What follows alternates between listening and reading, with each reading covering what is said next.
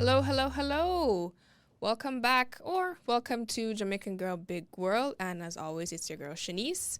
And today I have a very special guest with me. He's my first ever guest. I'm so excited to have them here. It's the Rejected Stone. The Rejected Stone podcast will be joining me to discuss the making of hip hop music, which is an amalgamation of sounds and rhythms from African Americans and Caribbean immigrants. So, the Rejected Stone podcast was created amid the pandemic. They started this podcast to deal with COVID-19, of course, Black Lives Matter, and the impact that it has on the community. And it's hosted by Dr. Jarvis Watson and Dr. Zebulon Manetsky, and they are both here with me today, and we'll just be having a chat. So, guys, as we know, dancehall music, which started out as dub music, and if you don't know what dub music is, listeners, it's the remixing of original songs, reggae music, without the vocals. So it was mainly just instrumentals. And then with that same dub music, you had people in parties just DJing or MCing, which is the rhythmic chanting or like spoken word over music. And later, you had people like DJ Kool Herc, DJ Disco Wiz, Grandmaster Flash, and African Bambaataa, which immigrated to the U.S. from Latin America and Caribbean islands. So they brought this sound and this style to New York, to the U.S. So we can safely say this was definitely what shaped hip-hop, is what we know as hip-hop today. Am I correct in saying this, or is there another story? Like, what is the New York history of hip hop? Like, am I correct, or like, what's the deal?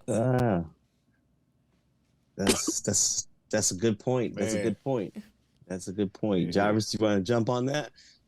Nah, you started talking first, so I'll come behind. But yeah, that is definitely a controversial statement that you just made, in a good way, because I think it just brings more stories out about how it came about. But I'll follow up. I don't know, Doc, you want to? I know you started talking before I did, so. Yes, strong. That's all I'm gonna say. Strong. Yeah. But I actually agree with it. I agree with it in a lot of ways. It's the West Indian culture, Caribbean influence definitely had a major impact. Because I think of DJ Kool Herc, of course. DJ Kool Herc. I mean, he's really the one credited with really starting this all off with that party he threw, and he was Jamaican, and no doubt. And also, don't forget, I also think about Latinos too in terms of like their influence. A lot of them were from the Caribbean, So yeah, I got you. Absolutely. I got you. I mean, let's not start a war out here before this first shot has already been fired. So absolutely not. Yeah. So I think where the additional stories come from, because you have to think about where did hip hop really truly originate. Right, in the Bronx, right? Really, well, that's controversy, because there's another guy called DJ Flowers from Brooklyn. Okay. Who's accredited for being the first one to actually start to develop the style that we see now, or that DJ Kool Herc have built upon. There's people before them.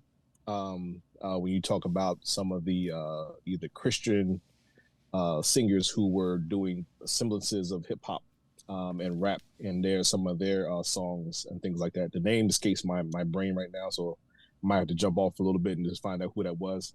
But they were what's that? There's another person who was doing Pig Meat Morton, who was doing some type of rap as well. So that's what I'm saying. There's the building up of the style and of the culture that maybe was not recorded or documented in the way that it is now, or chronicled in the way that it is now. But if you keep going back to your origins, you can see that there were, and during the times of like black and white TV, there were these representations of hip hop in a way that we don't call it hip hop.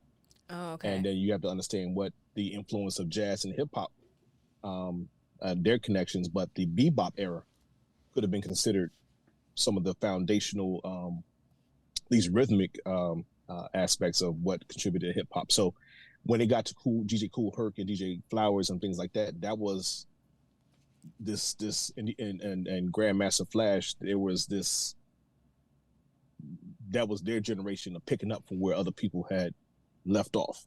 So that's the argument, and there's no denying that there's a West Indian contribution, but we cannot forget the legacy that was that created the foundation during the times of Jim Crow, pre-Jim Crow, pre-Reconstruction, and things like that. That really helped set that foundation for what hip hop was in its early stages. So, yeah. Okay. Well, who do you think has the rights to hip hop? Like, who can claim I started hip hop? You know, that's why I said DJ Kool Herc. I mean, my colleague is you see, when you have this man is Dr. Jarvis Watson, okay?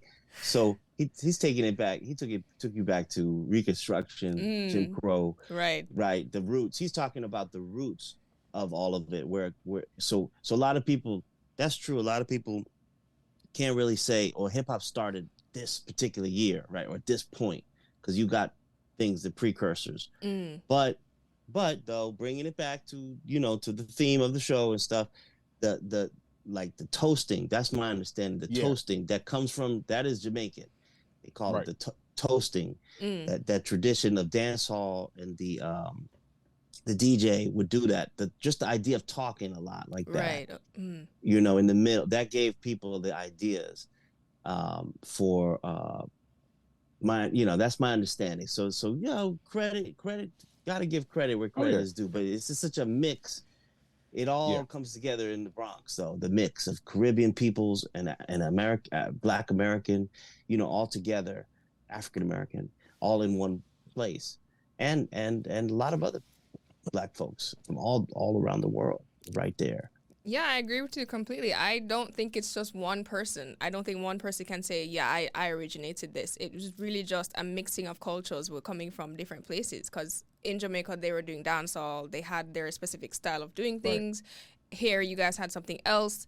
In Latin America, they had something else. So it all came together to be what it is today. I think that's what it is. Like I said, it's an amalgamation of cultures and of rhythm and sounds. And that's what we know as hip-hop today. That's my belief. That's true. What I you think did happened. Say amalgamation. I remember that. I like that. I like that. But you know what? KRS-One, I forgot what song he. I think "The Bridge Is Over" had that. That was a Jamaican influenced and inspired beat. That hard. That on a one, and which was similar to James Brown and Bootsy Collins. That on that one, bam. That. People start on a 2 or the 4. It was bam, and if you listen to the different percussion styles of reggae music, it was that hard rhythm. And if you ever listen to the intro to "The Bridge Is Over," you if you were West Indian, you definitely you recognize that amalgamation that you talked about right there. So yes, I'm definitely co-signing with my brother, Dr. Miletsky, on that in regards to that. But the American condition of oppression in the Bronx at that particular time was I think the spark that ignited this desire to kind of speak up and speak out about what's been really going on. So it's and what better medium than music to express yourself in regards to being able to get whatever's inside you out. Absolutely. And that was a way of being resilient,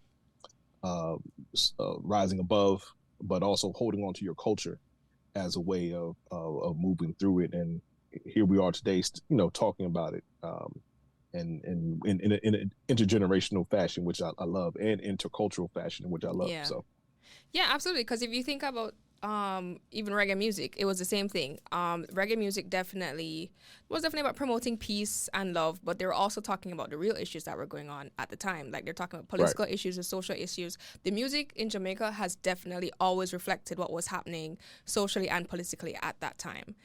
Granted, reggae music took the more civil approach, I think, because while they were talking about the issues, they were also promoting peace and love. And I think when dancehall started, after reggae music. I think people had just had enough. They're like, you know what? We're kind of tired of all this bullshit. Yeah, we tried it the civil way. We tried to promote peace. We tried to promote love through reggae music. But the hell with that. We're angry. Because if you think about it, dancehall music, when it started out, it was very angry. It was very, very angry. It was disgruntled. It was lewd. It was crass. It was in your face. And, of course, there's all the sexual innuendos and all of that. But it was people fighting back through the music and through their art by saying, you know what, we're kind of done with all of this now.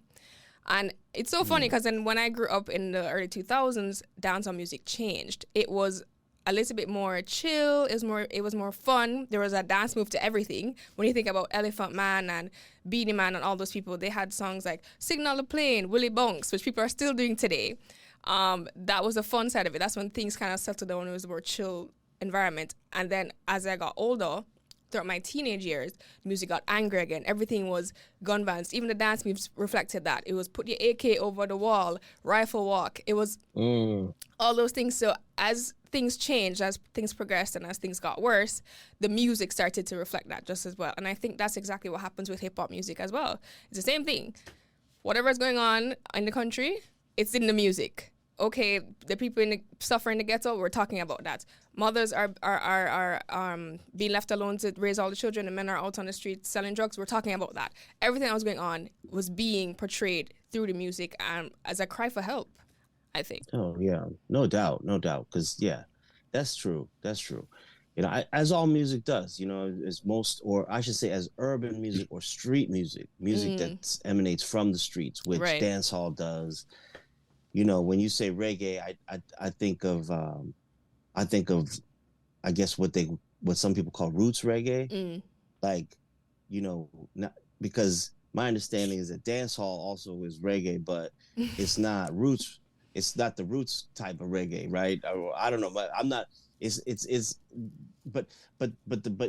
all the, and then you had a lot of forms that came out of Jamaica though, besides reggae too. You know, earlier on.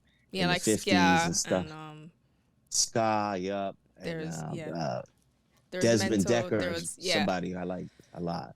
Some jazzy type of music. They call it ragtag, raggedy type music. Okay. That's what they were calling it, because it wasn't classical. So yeah, that it was classified as that. Okay, because I'm just thinking, you know, who's going to be listening? For your listeners out there, they know this music. They know all the names. I don't. You know, I'm definitely by no means an expert on dancehall at all. I know I like things I like, but Buju Banton though was somebody I used to like back in the. That goes way back, I guess, the '90s. But you know, he talked a lot of political stuff in his music, and you know, just as well as all those other things. But I also think I'm just thinking back to how it relates to hip hop. You know, that big sound. You know, those big. They always had the huge speakers. Yeah. You know I mean? I think that was that was part of it too. Is, you know, because you couldn't, when people first started hearing hip hop songs that they liked, rap songs, you know, different artists around the neighborhoods and stuff, they wanted to go to the record store and buy it, but they didn't have it yet. You know, it was music you had to hear live. Yeah. You had to in the park, you know, and so you needed those big speakers to make sure everybody was hearing that's the big sound, you know, that big wall of sound right there. Yeah. Do you think hip hop and rap can be used interchangeably? Are they the same thing, or is rap different from hip hop? Oh, you got this, Doctor. No, that's coming right to you, my man. That is. Bring it to the hip hop scholar, please. Imagine hip hop being the umbrella, and if you can look at a side view or front view of an umbrella, it kind of, you know, you have that U shape. And the things that come down, rap is one of those things. Okay. Breakdancing is another part. DJing is another part. Fashion is another part. So when you say is hip hop and rap different, it's like rap is part of hip hop. Hip hop is the culture. Hip hop is the umbrella that encompasses So all. hip hop isn't necessarily the music genre rap is, but hip hop is the umbrella term to bring everything together. Right. Oh, okay. And then if you quote like Kimberly Crenshaw, probably in the wrong way, but in the way of intersectionality, when you overlap those things, that's when you have that culture, because you can't just like rap and not have any type of like movement, or you don't have anybody accompanying you. You had to have your hype man on the side as well as your fashion and your statement, and which is very similar to a reggae artist, because your name is your name, and everything you do has to have that type of authenticity, right? That connects with that. So how you walk, how you talk, what you wear, who you have around you, what you talk about, all those things come together. So the rap part of hip hop is, and there's a lot of hip hop purists that make sure that you can not just rhyme by writing things down, but you can also use your oral tradition of rapping on the top of your head. And think about how many Jamaican artists or dancehall artists can do that when you just like that rhythm comes in and it's like, oh, that's what we're doing. Think about how many of those artists just started spitting on the top of their head in a way that hip hop artists do the same thing. And then we bring those two together. Probably, I think one of the most recent ones, probably Nas and Junior Gong, when they came together. Man, that album was tight, man. Queens of Kingston, to carry on the tradition of like when KRS One and Shaba worked together, Super Cat and Biggie, and Super Cat and Heavy D. Heavy D has roots in Jamaica, but and you didn't know that until you started hearing them speaking this patois. I'm like, oh, what? Oh, okay. And I think that's the beauty of putting together hip hop and dance hall at a particular time, because you had the bust of both worlds. And like, if you went to Jamaica, you recognize that sound. The Jamaicans came over here, they recognize that sound. So it's like you had a safe space, and before they were called safe spaces, to kind of appreciate the music in a way. But I think going back to what you're saying as far as the change of the content, in the context of what people were rapping in or doing a reggae in, hip hop did the same kind of thing where, in the late 80s with NWA coming out, that's when you had the onslaught of what we call gangster rap. Yeah. But then at one particular time, there was like gangster rap. Then there was this underground thing that was happening also. And now you see more of the I would say the violence and the drug paraphernalia coming out a little bit more. And the things that are having more positive images or social messaging, you hardly hear about that. That's the underground right now. So it goes in waves, and it goes in hills and valleys. But I think it's important that people understand that, going back to your aspect of hip hop and rap, that hip hop is not just one thing. Hip hop was the ability to have any type of voice, any type of genre, to have its space and not have to be overlooked or drowned out by the other things. So I think that's what the challenge is right now. How do you have more, if it is an amalgamation, if it is a more heterogeneous type of experience, where are the other artists and other genres that people can really appreciate? That comes along with also how you identify. Not everybody's a hard rock. Not everybody's a gangster. Not everybody's like about that life. Some people just about peace, like De La Soul and people like Common and Tribe Called Quest. Everybody had their space. Yeah, but I feel like it's also limiting, because when you think about like award shows and the categories that they tend to place you in, you feel it almost feels like they're trying to separate it. Because if hip hop is this one thing, this one umbrella, why is when Jamaican artists make hip hop music or make reggae and blues or rap music, they're still only classified as reggae artists? They're never able to transcend into other categories. They're always just, because they're Jamaican, they're only placed in this category. And same with hip hop. When hip hop artists go outside of their own genre and do something else, they're still only classified as hip hop artists or rap artists in this specific area.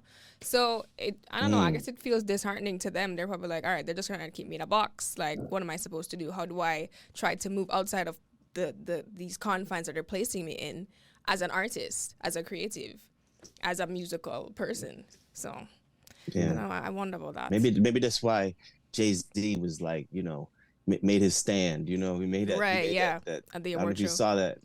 Yeah. Was that the Grammy? That was the Grammys, right? Yeah, the Grammys. Yup. He made that. He was talking about Beyonce, who's also she's breaking new genres, with her album. I think it dropped today, actually, or yesterday. Yeah.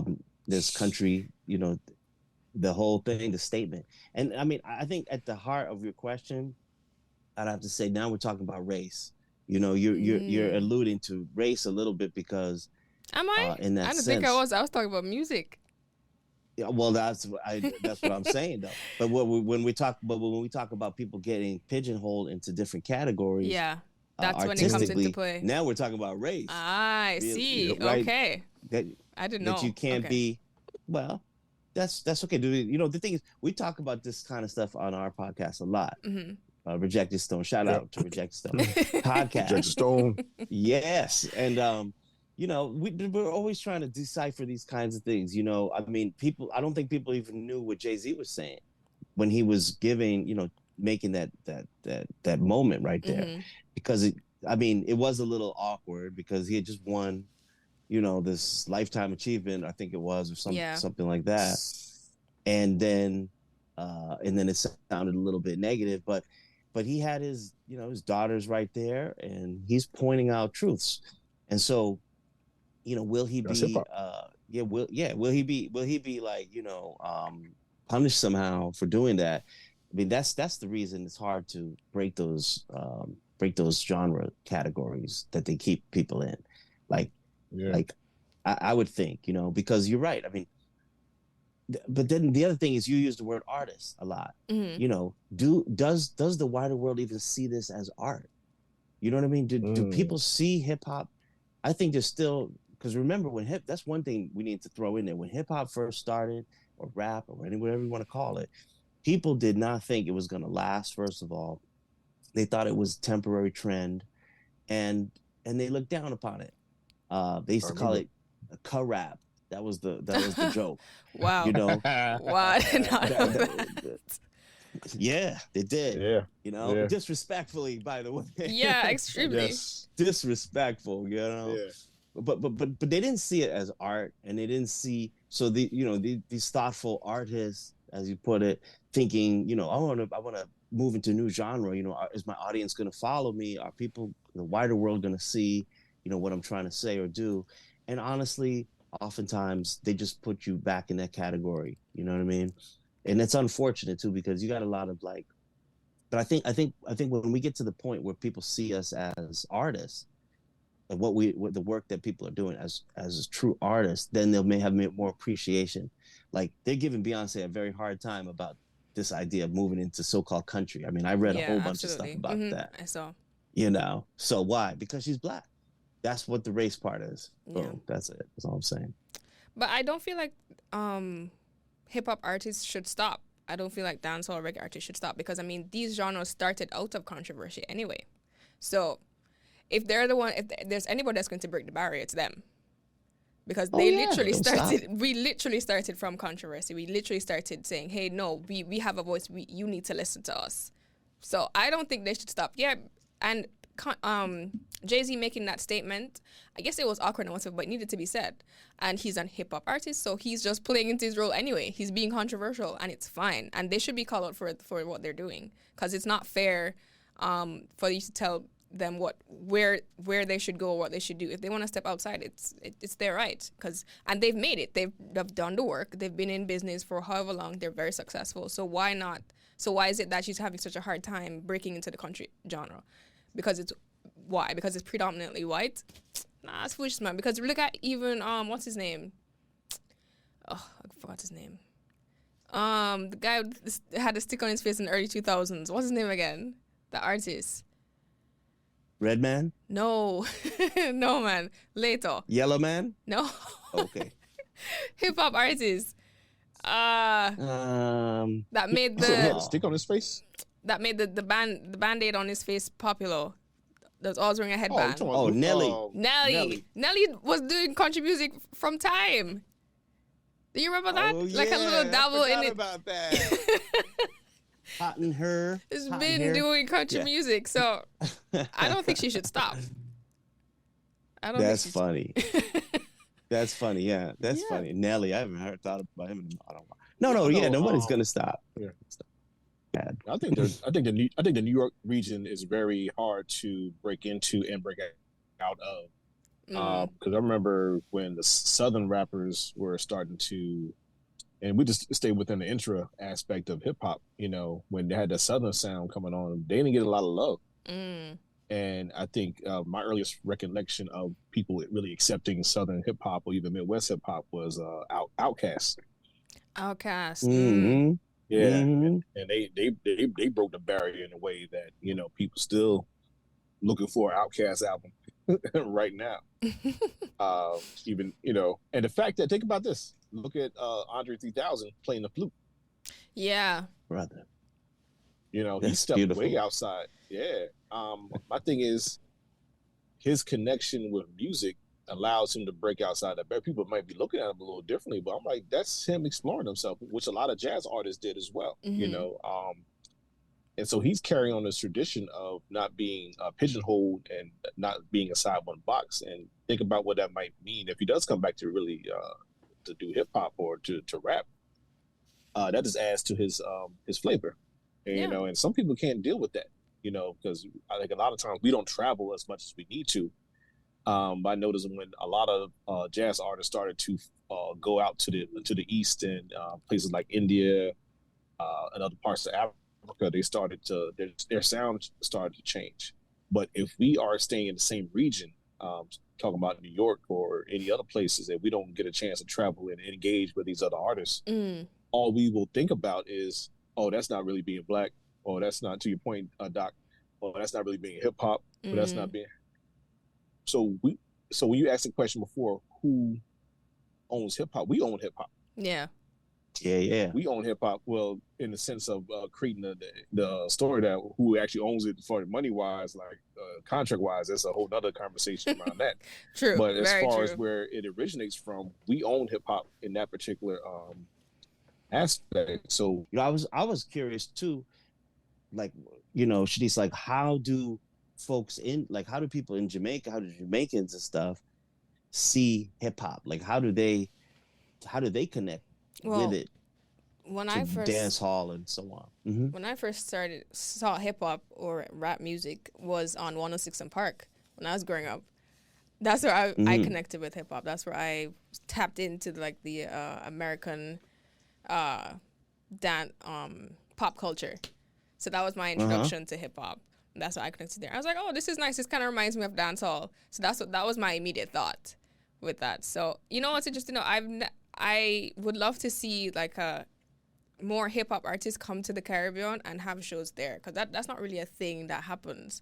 Like Nelly and Ashanti had like a one show that they came to. Chris Brown had a concert, but there are not many hip hop artists that come to the Caribbean. So, and they have so much following there, like they don't even know. Really? So, yeah, they do. They come to do music videos, but they don't come to have concerts. So I found that interesting. Rejected Stone Productions might be putting on his first concert coming soon to. Yeah, I would love that. To Jamaica. I would love that. Yeah. That would be amazing. Yeah. Because we always wanted, we have to come to America. We have to come here to really get the chance to see them live. I'm all for it. I love Jamaica. Me too.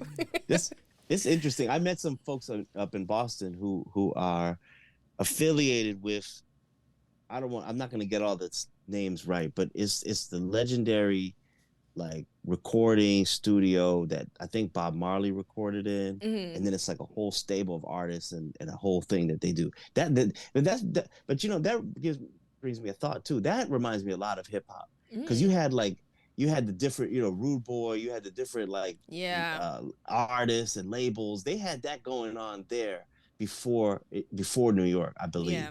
You know, and you'd be affiliated with different crews or just the hustle to get a record made. Yeah, was crazy back then. You know. It was. I know. That part's very similar. You know, so that also brings about. There's probably a West Indian element, invisible element, because so many West Indians settled in New York, and you know, migrated there, right? You have a huge migration coming up, and then their kids are like, they got the Jamaican West Indian culture, but they're American. They're growing up in New York, you know? Yeah. And so they got a little bit of both worlds going on right there. Yeah. Yeah, because they grew up in the West Indian household, but they live in America. So this is the coming together of those cultures. Like I said, it brings it back to it's the amalgamation of sounds and rhythms and, different things. So, yeah. That's right. That's right. It's great that you're doing this show, this topic, because the impact needs to be more fully explored. Absolutely. It really, really does.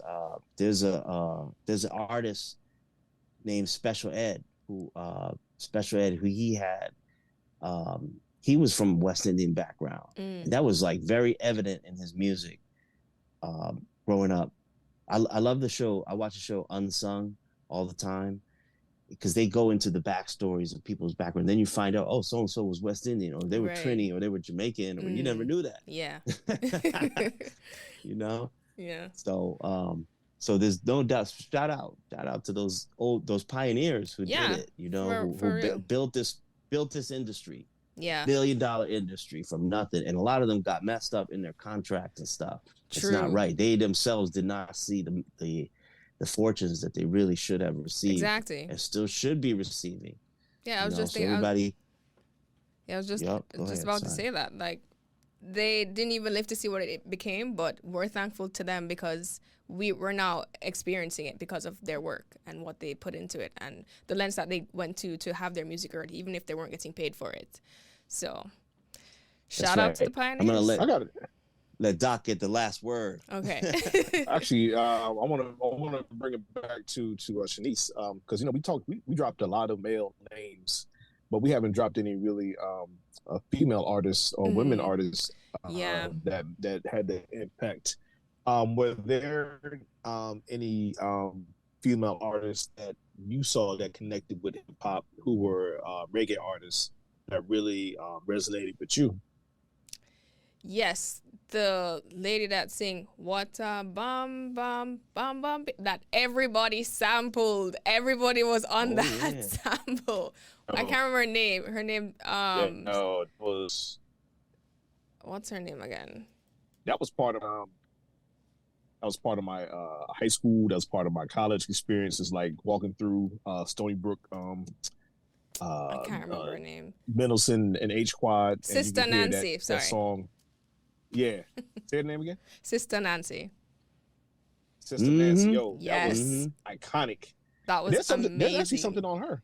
There's something on her as well about her influence in that song. I have to look that up. There's a documentary on her. Yes, a short documentary. Yeah, she just got her flowers the other day. I was actually there because I remember they had this hip hop salute tribute thing going on in Jamaica. I think it was in 2021. There was a party and I went there and I remember they were giving her flowers, Sister Nancy, and bigging her up and saying, "Thank you for creating this rhythm." And I remember she was on live and she was talking to us. She was saying that, she was just doing her thing. She was just listening to the music and she just started singing and then they started recording and then it just became to this big thing. And then everybody sampled it. Granted, she didn't get paid for it, but now she now has the rights to the music and she's now able to collect her flowers, collect her credit for the impact that song has had, like on so many different genres.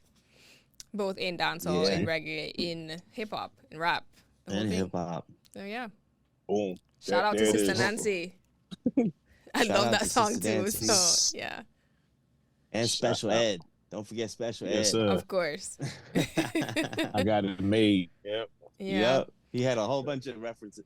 No, but I'm serious, Shanice. We got to do this. We want to do this concert. Okay, for sure. I'm holding you to it. Guys, Rejected Stone is coming to the Caribbean. You heard it here first. We'll figure it out, but it needs to happen. It needs to happen. And also, for sure. Who knows? It may be virtual, but it will happen. We can do something. That's cool too. We can do that. That's also possible. I was about to say, let me check my savings accounts so I can put that in my checking account. Give me a couple of days. Yeah. A couple of days on that. But you speak it into existence. You never know, Doc. You never know. Let's look into Manifest. It. Yeah, man. But does the Rejected Stone have anything else coming up that we should look out for? Yeah, we're gonna be re-recorded soon. We're gonna be, getting our shows together. I believe you're going to come on one of the shows. Absolutely, I'm Shanice, there. yourself. So Yeah. and do us the right. We you know, sister show here. We got going on, and we're next up in that studio. Let us know when For we sure. can come. And we're excited. We're excited. We're gonna have some, you know, we're gonna have some guests, and we're gonna be in the studio doing some more things very, very soon. Like I said, I really want to explore this idea of a concert, though. Yeah. That's what I want to check out. So Okay. so more soon on that. More soon on that. Okay, and Well, where can our listeners find you? The Rejected Stone is available on Spotify. We're everywhere pretty much. Spotify, Yeah. Okay. Social media. Was it Apple? Was it Apple? Apple iPod? Was it Apple podcast? Podcasts. Apple Podcasts, everything. Apple Podcast, Podcasts, Even Spotify, Pandora. We're on Pandora. Yeah. Look up Facebook. Rejected Stone and you'll find them. And Yeah, you're on social media as well? Facebook. Facebook, okay. Yeah, look out. Okay. Yeah, look out for an upcoming IG. Upcoming combo. Instagram. Okay. Yeah. You're going to get your... Yeah, that's what it was. I forgot. Yeah. The IG That's Live. Oh, Instagram Live. Okay. Okay, look out Yeah, for that. man. So yeah, look for that. Yeah, we're coming all genres, but we truly appreciate you having us on, and Yeah, no problem. Happy you know, to. having this conversation that is dear to both of us, and I'm glad we can have this this combo today on a beautiful. It will turn out to be a beautiful day today. Yeah. The sun is shining, the grass is green, the spring is here. Spring is here. Beautiful. All right, well, thank you so much for joining me today, Rejected Stone, and thank you guys for listening. Remember to leave a comment and be sure to check out your feedback on this week's episode. And as always, guys, big up yourself.